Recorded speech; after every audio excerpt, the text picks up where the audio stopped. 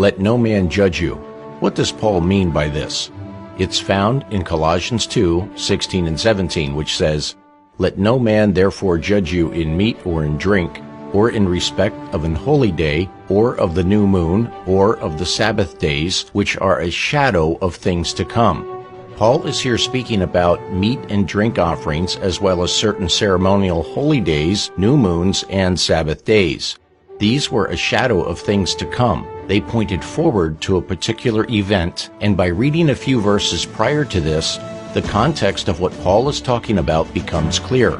Verse 14 is the key, which tells us Paul is speaking about the meat and drink offerings, holy days, new moons, and Sabbath days that were part of the handwriting of ordinances and were nailed to Jesus' cross when he died. Why? Because Jesus' death was the event the handwriting of ordinances pointed to, and Jesus' death put an end to them by ending the sacrificial system. Take note, these shadowy Sabbaths tied to the sacrificial system are not the weekly Sabbath of the moral law. They are described in Leviticus 23:24 through 38.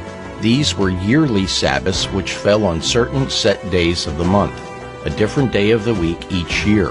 God said those days were to be observed as a Sabbath, because those days were set aside for a special purpose.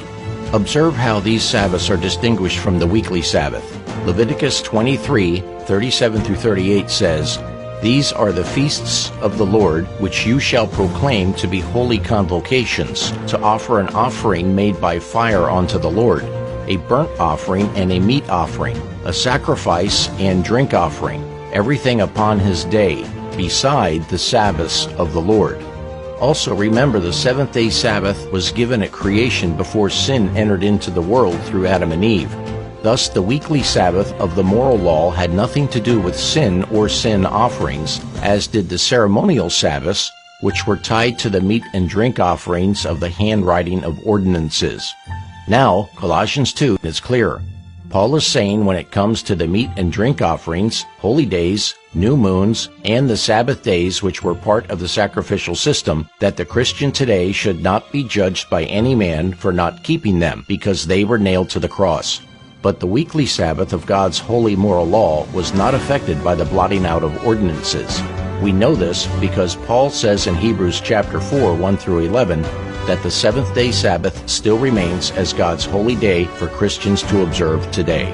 May God bless you and walk with you as you surrender your life to Him and follow Jesus in all you do.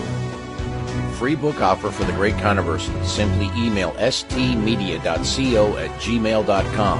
Inside the continental United States, provide name and address for the hard copy while supplies last. Outside the continental United States, you will receive the PDF version by return email. Please do not request this book if you already have a copy in your home.